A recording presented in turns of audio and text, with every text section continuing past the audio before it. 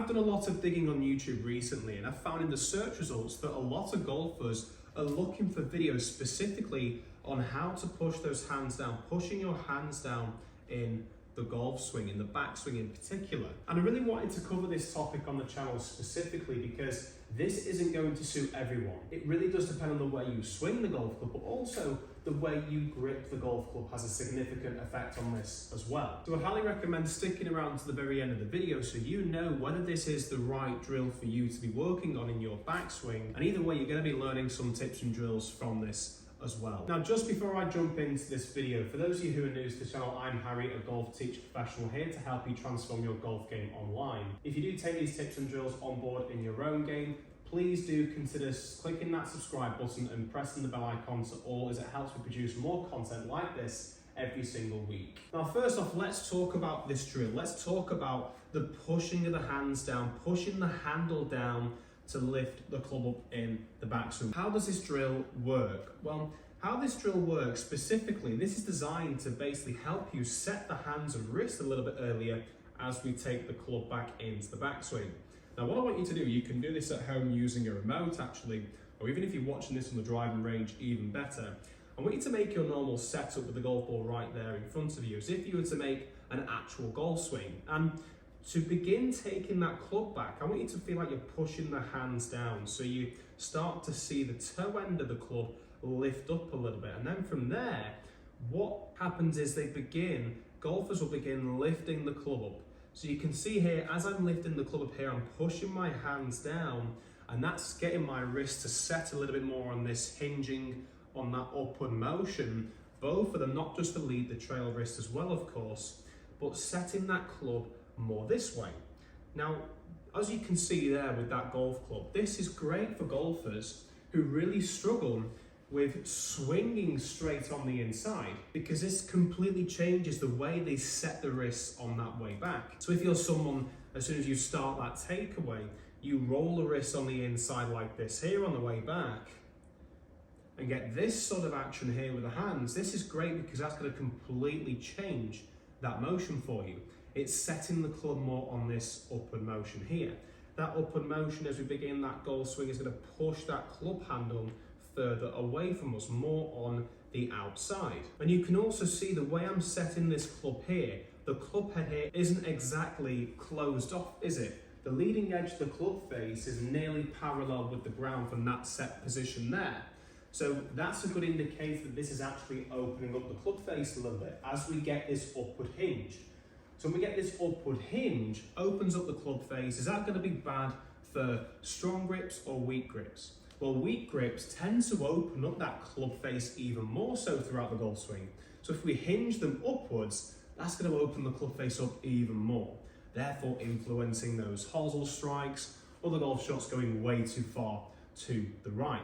However, if you're someone with a neutral to strong grip, especially a strong grip that suffers with closing that club face down too much and hooking the golf ball, well, if we hinge them upwards, that's going to be much easier for you to keep that club face more square or less closed. So you should start to see, just from making this drill, if you have a stronger grip or a neutral grip, you should find it much easier to hit straighter golf shots or get them to push out ever so slightly to the right. So if you're someone simply suffering with a hook in your golf game at the moment, this is excellent for you. I'd highly recommend taking this on board. However, if you're someone that's really suffering with a slice, we've just indicated then that's encouraging the club head to work on the outside, hinging at the wrist on this upward motion here. Well, obviously you can swing downwards, you can loop it under if you wanted to, but you're more likely to come back down on that same plane because of the way you've hinged them upwards. You're going to hinge them back down on that upward motion. So when we hinge them back down the upward motion, the club head's remaining on the outside, cutting across the ball and causing that slice. So if you slice the golf ball anyway at the moment, I'd highly recommend ditching this drill completely. But it's all good me saying that without backing it up. So what I'm going to do here is I'm actually going to be swinging. I tend to swing from the inside anyway, swinging from in to out and getting that draw in my golf game. So let's see if setting the wrist on this more hinging motion here, pushing the handle down to lift that club head up, let's see if that's going to help me with my golf game. I'm not going to try and do anything differently, maybe swing a little bit more on the inside on the way down, just to see if I can control my starting direction. If the ball goes straight left, then we know it's no good. If the ball starts to the right and begins to curve back, we know we're on to something here. So let's have a look then. Drawers of the golf ball, let's see if this really does suit you by backing it up. So pushing the hands down and lifting that club head up to help you get it more on the outside, opens that club face up a little bit more. Let's give it a try. So set off a little bit right, a little bit of a draw there on that one. Pretty good shot there to start off with. Second shot, let's see if I can do one just like that, pushing the hands down, lifting the club up. That was nice. Set off a little bit more to the right actually. Another good shot there. Finished ever so slightly to the right of my target, so I'm quite chuffed with that here on this golf hole, playing 149 yards, 8 iron. I'm just swinging slower just so I can really exaggerate that move. But I've not pulled 1 mile left yet. One more shot, just trying this before we try the opposite motion. Okay, that wasn't the best of strikes simply because of me and what I did there on the downswing. However, it's still a pretty good shot. I've hit that inside my over 2 that I hit really well. So I'm chuffed with those 3 outcomes there, very chuffed with those. Let's see now if we do the opposite, where we have that tendency of making that over the top move or slicing the golf ball anyway. Just a quick shout out to GX Golf. They provide high quality golf clubs for a fraction of the price. Using my discount code below Harry10, you can get yourself a great 10% discount. I'd highly recommend you check them out. So swinging here and then swinging further out over. Let's see what happens. I'm not very good at slicing the golf ball anyway, so some of these are quite likely to finish fairly close to target, but I am expecting a few to go too far to the right doing this. So pushing the handle down, lifting that up.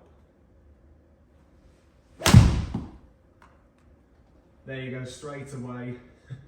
Try to exaggerate that over movement there, and you can see, I know it's gone to the other flag, but that's not the flag I'm going to. It's pushed quite far to the right. Curving over 10 yards in the air with an 8 iron. That's a lot, that's 30 feet, which is massive. 2 more, let's speed these 2 up.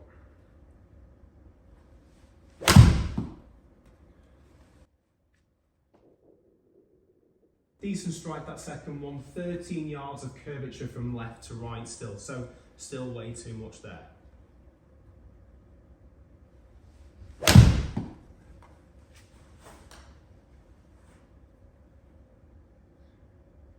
Yeah, I mean, I've gone very consistent there, working away to the other flag, but again, that's not the flag we're going for.